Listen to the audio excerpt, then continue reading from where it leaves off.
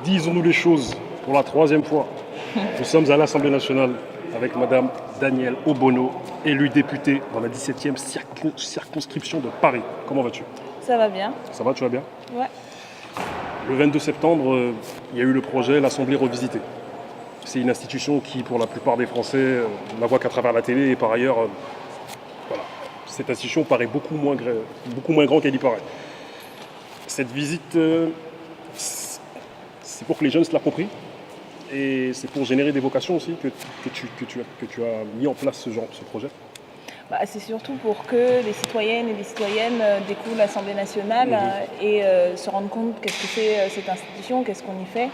Parce que c'est chez eux, c'est la maison du peuple, c'est là où débattent et sont faites les lois par leurs représentants et leurs représentantes.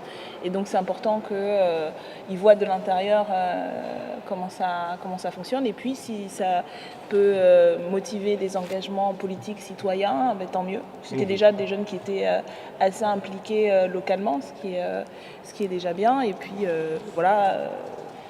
étendre un peu le champ des possibles pour peut-être de futures vocations, mais surtout un acte citoyen de s'approprier effectivement une institution qui devrait être beaucoup plus ouverte. À l'issue de cette visite, il y a eu un débat sur l'engagement politique en 2017. Un débat qui a été sans langue de bois, où les jeunes ont exprimé un malaise, notamment le fait qu'il y avait un manque de représentativité des minorités dans la classe politique, et le fait que pour être légitime, il fallait un quota de personnes de type caucasien à ses côtés dans tous les domaines au risque de passer pour des communautaristes. Comment expliques-tu le ressenti de ces jeunes quand on sait que la majorité des partis en font l'objet? C'est un ressenti qui provient de la réalité. Effectivement, c'est vrai dans la classe politique, mais c'est vrai au niveau économique et social, où on a majoritairement les postes de responsabilité, de pouvoir sont détenus par, on va dire, des hommes blancs de plus de 60 ans et du coup ça ne reflète pas suffisamment la réalité, la diversité de la société et en politique en particulier avec y compris des positions de pouvoir et des privilèges qui sont maintenus malgré tout, malgré le discours sur le renouvellement des politiques. On voit que c'est encore très très difficile dans les organisations politiques qu'il y ait une représentativité et au moment des élections en particulier. Donc c'est un ressenti qui correspond à la réalité et contre lequel il faut faire changer les choses. Mais du coup, est-ce que toi tu as l'impression de servir de caution diversité, d'appartenir à un certain quota au sein même de ton parti? Toi, est-ce que tu en as l'impression?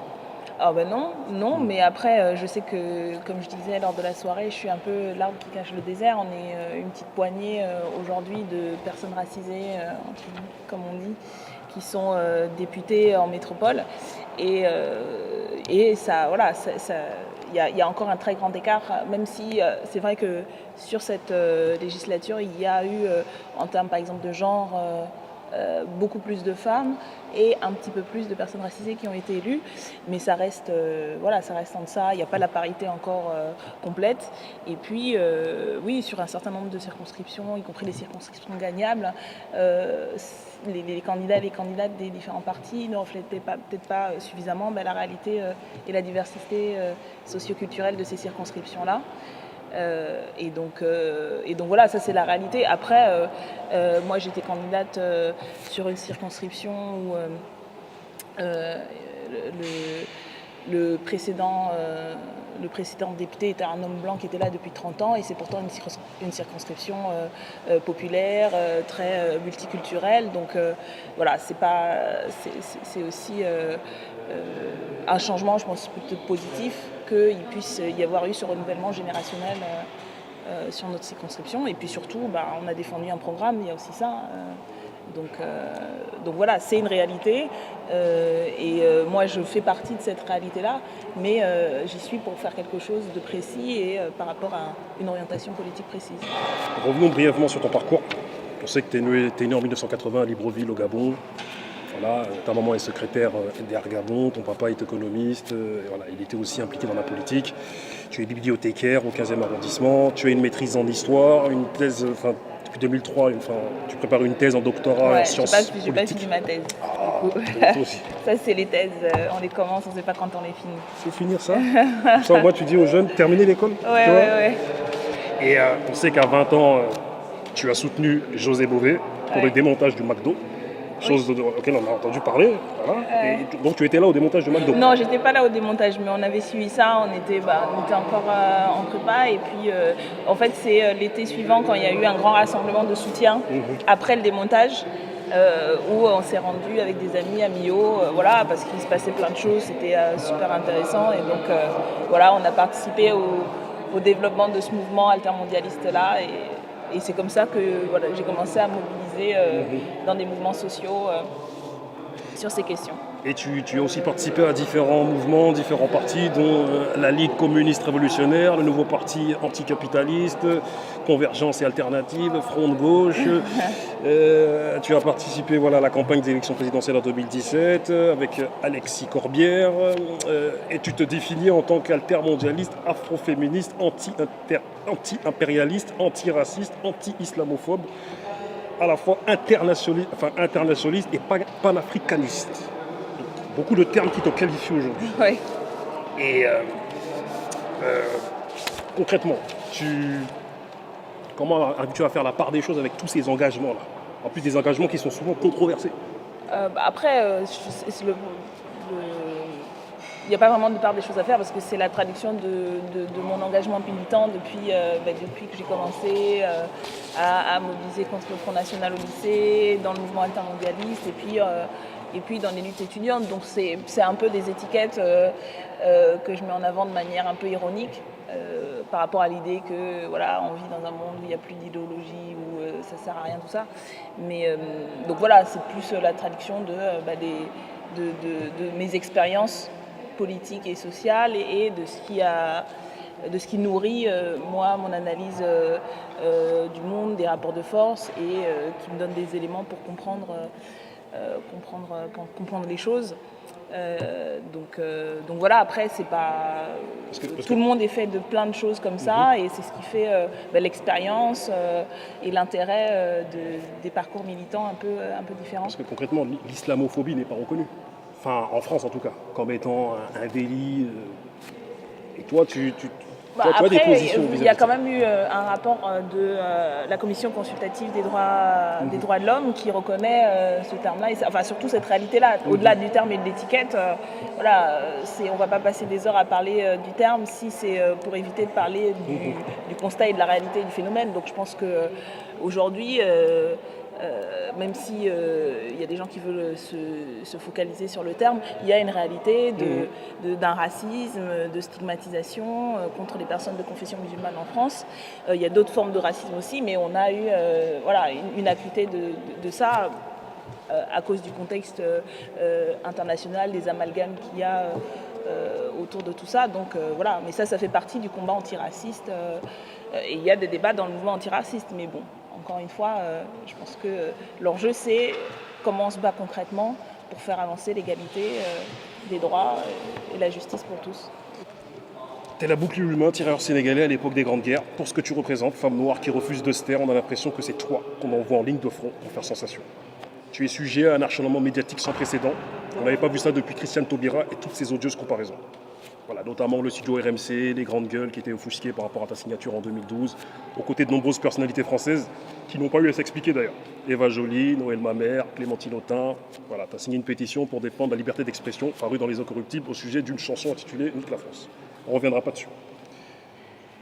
On t'a jugé récemment par rapport à ton foulard qui était soi-disant scandaleux, déshonorant pour le Parlement français. Les accusations de M. Valls qui parlent d'islamisme politique. Ta prise de position sur les conducteurs de bus refusant de prendre la relève d'une collègue femme. Toi, tu y vois un problème de sexisme, alors que d'autres y voient un problème de radicalisation relevant de la loi d'exception sur la lutte contre le terrorisme. Quel est le problème? Qu'est-ce qui les horripile? Est-ce que c'est parce que tu es une femme? En plus, tu es noire, qui refuse de se taire. Est-ce de la misogynie? Y a-t-il des relents racistes? Y a-t-il encore ce mythe d'une France blanche et chrétienne? L'ignorance? Ou c'est tout à la fois? Écoutez, je pense qu'il faudra aller poser la question aux personnes qui s'offusquent dès que je dis quelque chose. Après, je pense que la comparaison avec les tirailleurs sénégalais, c'est un peu too much. Et puis, c'est pas, on m'envoie pas au front. Moi, je me suis engagée en politique. J'ai toujours assumé juste mes engagements politiques. Donc, quand j'ai été candidate et ensuite élue, voilà, je ne savais pas tout ce qui allait se passer, mais voilà, je le fais parce que j'ai choisi de le faire. Après, c'est vrai que je pense qu'il y a une focalisation sur ma personne parce que pour beaucoup de gens encore, des individus, mais aussi des institutions comme les médias, d'autres dirigeants politiques, le fait d'être une femme noire et d'être insoumise et d'être avec cette orientation politique-là, ça crée une animosité particulière. Oui, il y a aujourd'hui dans la société française du racisme, du sexisme, et puis quand on est à l'entrecroisement des deux, le terme que les militantes ont élaboré du misogynoir, voilà, une misogynie particulière qui s'exerce contre les femmes noires, d'autant plus qu'on est en opposition avec le statu quo. Donc je pense que c'est ça que ça traduit. Après, il y a des débats politiques sur la question, par exemple, de la loi renforçant la sécurité intérieure et la lutte contre le terrorisme.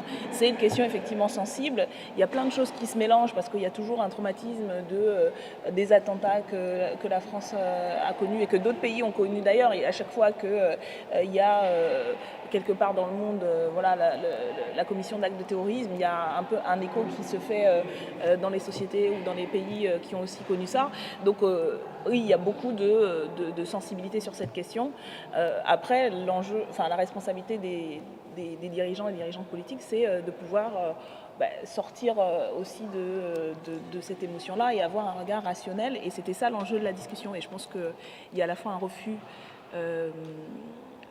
politique, par opposition politique avec ce que nous on défend, et il y a une volonté d'instrumentaliser la question du terrorisme et de l'attentat pour jouer de l'amalgame contre les personnes de confession musulmane, s'attaquer aux migrants, voilà. Donc c'est tout ce contexte qui fait que c'est très très difficile d'avoir un débat.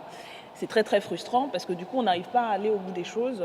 Vous évoquiez la question du chauffeur du bus. Finalement, au bout de, je sais plus, 2-3 semaines, il y a quelques journalistes qui ont quand même fait leur travail. On apprend que c'est un espèce de mythe urbain.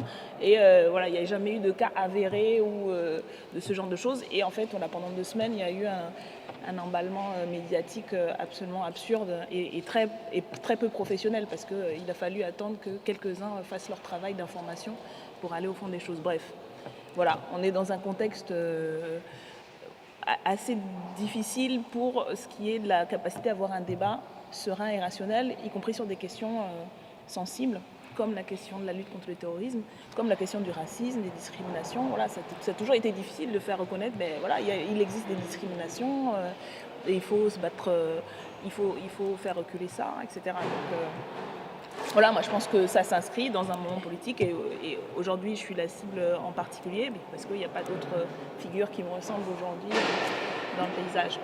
Donc, la comparaison avec le tirailleur sénégalais que tu as trouvé too much est volontaire. C'est-à-dire que on est dans l'émission Dis-nous les choses et en fait nous on exprime ce que les gens des quartiers populaires ressentent en te voyant. En voyant tout cet acharnement médiatique qui est autour de toi, et ils ont l'impression que c'est toi qu'on envoie en ligne de front. Mais après, on est 17. Après, il faut aussi comprendre qu'on est 17. On n'est pas 300, on n'a pas la majorité. Déjà, on est content d'avoir eu un groupe. Mais être 17, ça veut dire que du coup, voilà, on prend en charge collectivement les choses, on se répartit le travail, et ça signifie aussi que on fait le choix d'aller dans les médias parce qu'on veut pouvoir faire entendre une autre parole politique. Donc ça veut dire s'exposer. Moi, j'ai été une cible particulière, voilà, à cause aussi d'une vision très raciste, très sexiste de la politique et de ce qui est légitime ou pas. Mais Alexis Corbière a été à un moment donné la cible d'attaque. Jean-Luc Mélenchon l'est depuis très très longtemps. Voilà, et après, moi je trouve que c'est plutôt bien qu'aujourd'hui, en tout cas dans le mouvement de la France Insoumise, on voit plusieurs figures, différents profils. Derrière la caricature que Jean-Luc Mélenchon serait le seul et que rien n'existerait, voilà, il serait un homme seul. En fait, il y a un collectif et donc on assume collectivement et quand on répond collectivement aux attaques. Et je pense que voilà, c'est ça qui fait qu'on a réussi à exister, à faire entendre une opposition à la loi travail, qu'on a malgré tout défendu contre la loi sur la lutte contre le terrorisme, une autre vision, une autre politique. Et c'est ce qu'on fait qu'on va continuer à s'opposer à tous les mauvais coups et proposer une alternative. C'est parce qu'on est aussi un collectif et que tout le monde assume différentes responsabilités. Et donc Et donc, voilà, moi, je suis très fière de faire partie de ce groupe-là parce que il y a une solidarité, il y a une cohésion et on fait face ensemble, surtout quand il y a des attaques du type de celle dont j'ai été la cible. Blaise Diagne a été le premier député africain élu à la Chambre des députés, enfin, a été le premier député africain élu à la Chambre des députés française. Gaston Monnerville, président du Sénat de 1958 à 1968. Si on s'en réfère au très bon documentaire de France 3 en 3 parties, Noirs de France, on se rend compte que les Noirs font partie de l'histoire de France. Penses-tu que la France souffre d'amnésie concernant ces gens de couleur dans la classe politique? Ah oui, moi je pense qu'il y a une amnésie, mais plus large sur les populations afrodescendantes, qu'elles soient en Outre-mer, qui viennent des anciennes colonies, mais aussi du Maghreb ou d'Asie. Enfin, il y a une longue amnésie historique de ce qui a fait la France, l'esclavage, la colonisation. C'est ce qui a construit et permis de construire la Troisième République. C'est les richesses des colonies, les richesses d'Haïti qui ont fait à un moment donné la richesse et le capitalisme en France, et que ça, ce n'est pas assez su, ce n'est pas assez étudié. Aujourd'hui, on a on a une histoire, par exemple, de l'immigration qui a commencé à se développer, mais oui, il y a une amnésie universitaire et puis une amnésie politique. Donc, et ça renvoie à ce qu'on disait au début sur le racisme dans la société et comment est-ce que un pays qui se construit aussi sur cette histoire-là va reproduire dans ses institutions, jusqu'à l'époque actuelle, voilà, des processus de discrimination, de relégation, de populations racisées, parce que c'est aussi là-dessus que s'est construit l'institution, quoi, les institutions. Est-ce que tu penses qu'il faut faire aussi un devoir de mémoire, un sérieux devoir de mémoire, dans la mesure où, comme on vient de le dire dans nos précédents propos, les Noirs de France font partie de l'histoire de France, et on sait aussi que parmi les inventeurs aussi, il y a c'est un noir qui a créé l'extincteur, qui a créé le réfrigérateur et pas mal d'autres choses. Ah oui, est-ce que tu penses qu'il faut faire un sérieux travail de mémoire à l'école? Il y a un devoir de mémoire et d'histoire surtout. C'est apprendre son histoire, déjà apprendre pour des jeunes afrodescendants que voilà, leur histoire, c'est pas simplement, et c'est déjà important de le savoir, l'histoire de l'esclavage, de la colonisation, de cette oppression-là, mais c'est aussi des histoires de lutte, de résistance, d'ingéniosité, de créativité, parce que c'est comme ça qu'on se construit, et on se construit aussi avec des références, des modèles, voilà, l'aspiration au mieux collectif. Donc ça, c'est un enjeu extrêmement important, et c'est aussi un enjeu politique, parce qu'à un moment donné, c'est des choix politiques qui sont faits de quelle histoire est légitime ou pas, quelle histoire est autorisée. Il y a quelques semaines, on commémorait le 17 octobre 61. Voilà, il y a tout ce travail-là qui est un enjeu d'histoire et de politique à assumer. Et c'est aussi comme ça qu'on change, entre guillemets, les mentalités. C'est pas juste un acte individuel, même si aujourd'hui tout le monde a la possibilité d'apprendre des choses.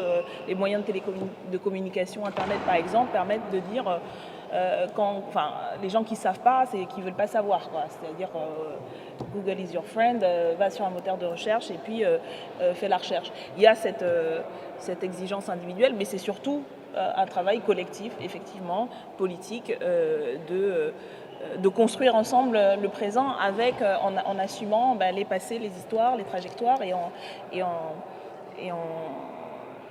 en reconnaissant les crimes qui ont été commis, et en reconnaissant l'apport et le fait que ce pays a été construit par des gens qui sont venus du monde entier et qui encore jusqu'aujourd'hui, certains sont méprisés, comme par exemple les Chibani, les cheminots qui venaient pour beaucoup du Maroc, qui ont travaillé à la SNCF et à qui on ne reconnaît toujours pas les mêmes droits, alors que la SNCF a été condamnée pour discrimination pendant une discrimination qu'ont connue ces personnes pendant des années. La SNCF est encore condamnée et ne refuse de payer ce qui est dû à ces personnes, et la justice l'a dit. Donc voilà, il y a ces combats-là à mener pour que justice soit faite et que nos histoires soient reconnues et Donc toi, tu penses que quelque respectées. part, quelqu'un comme Cheikh Anta Diop, le célèbre égyptologue, devrait être enseigné quelque part à l'éducation nationale, quelque part. Oui, bah après, ça c'est aussi le simple fait que c'est un chercheur et que voilà, ça fait partie quand on s'intéresse à l'histoire de l'Afrique ou quand on est africaniste, ce sont des références. Donc ça, je pense que ça fait quand même partie des références au moins au niveau universitaire. Dans des domaines spécialisés. Mais voilà, il y a des chercheurs, des auteurs, des scientifiques, des artistes. Il y a toute une richesse culturelle aujourd'hui que portent différentes générations et différentes populations dans ce pays qui n'est pas assez respectée et qui n'est pas assez valorisée. Et donc je pense qu'il y a un travail aussi à faire là-dessus. Stop au harcèlement de rue. Lors de l'émission des Grandes Gueules, on ne va pas revenir dessus, mais voilà, un des animateurs affirmait sans pression que les harcèlements de rue étaient plus propices à Porte de la Chapelle, là où sont situés un bon nombre de migrants, car dans leur pays d'origine, ils seraient peu ou pas habitués à voir des femmes en jupe plutôt que dans les beaux quartiers de Paris. Et c'est passé comme une lettre à la poste. Et ça n'a offusqué personne. Ces affirmations qui étaient aux heures de grande écoute, selon toi, est-ce qu'elles ne frôlent pas le racisme? Je pense que déjà sur les questions de harcèlement tout court, parce qu'on a vu avec le hashtag Balance ton porc que le harcèlement, ça existe dans tous les secteurs professionnels, dans tous les milieux sociaux. Il y a eu beaucoup de témoignages justement sur le harcèlement dans l'entreprise, etc.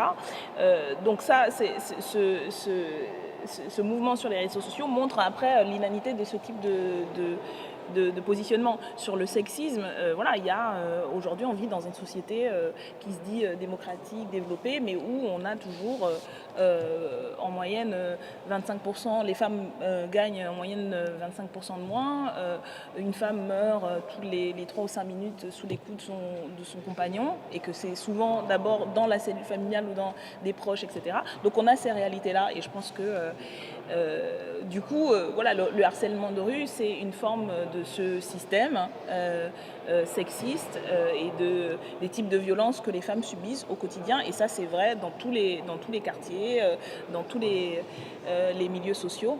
Et je pense que dire le connaître, c'est d'abord dire le contraire, c'est méconnaître la réalité. Et puis c'est surtout vouloir à chaque fois se cacher derrière le pivot en disant voilà, c'est pas nous, c'est les autres. Voilà. Et ça n'existe pas.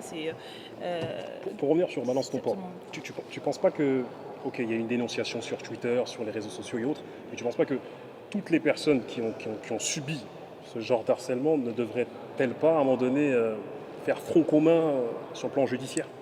Il y a des procédures judiciaires, mais d'abord il y a quand même, c'est pas si simple déjà de savoir quelles sont les procédures. C'est pas si simple déjà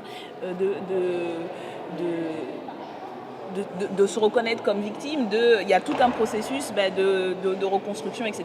Être victime de harcèlement sexuel dans son entreprise, être victime de tout type de violence, il y a un processus, et on l'a vu avec ce mouvement sur Facebook, sur Twitter, que ne serait-ce que la parole, dire et dénoncer ce qu'on a subi, ça ne va pas de soi, parce que dans les milliers de témoignages, on voit que souvent ça fait des années que des personnes subissent ce genre de choses, et que le silence est d'abord imposé par la société, par le fait que si on parle, on va subir encore plus de violence, on va être viré de son boulot, on va être regardé de travers, parce que c'est toujours les femmes qu'on accuse de si elle a été victime, en fait elle a un peu cherché, etc.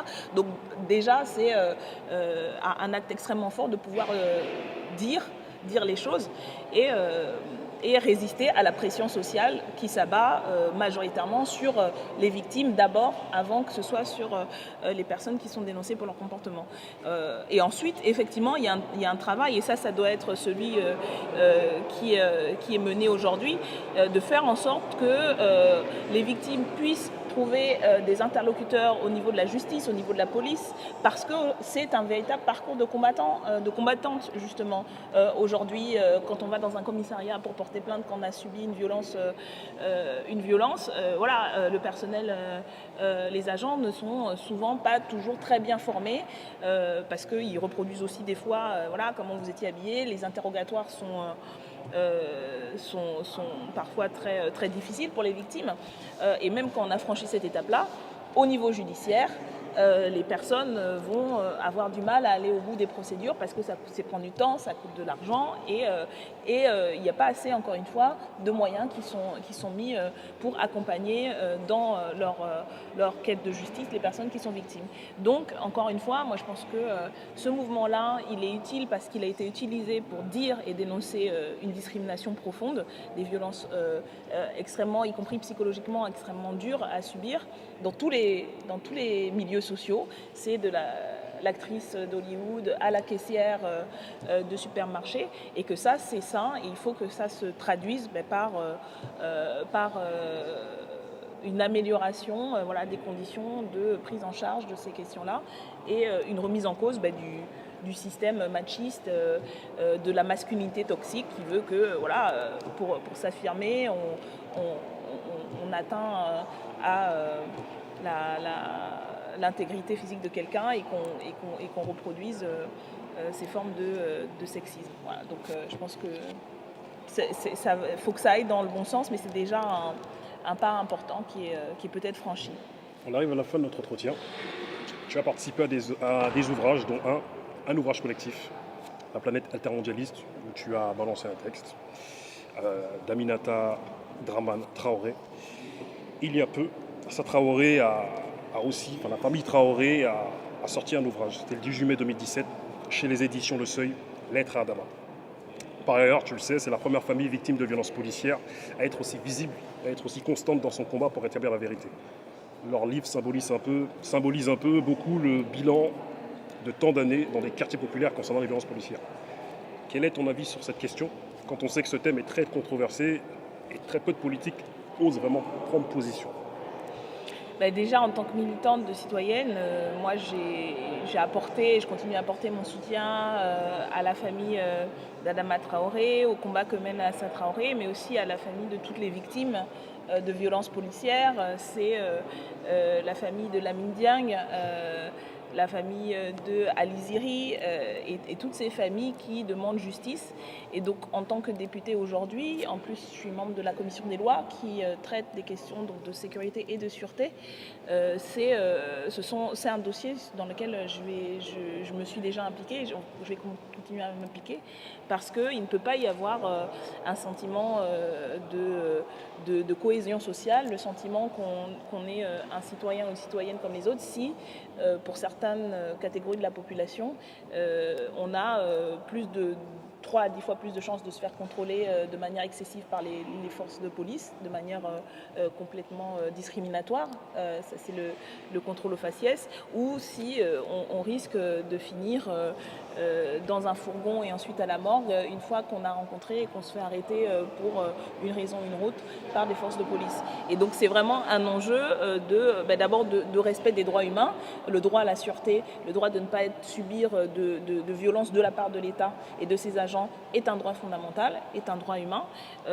Et puis un enjeu social de justice et un enjeu social, la question des violences policières est une question qui crée aujourd'hui et qui continue à créer de très fortes tensions dans la population. D'abord parce que des personnes sont mortes ou alors ont subi des violences. C'est le cas par exemple du jeune Théo qui a été victime d'un viol, et que ça détruit des familles, ça détruit des individus, et ça agrandit encore l'écart entre la population, les citoyens, et puis une police qui est censée être au service des citoyens. Voilà.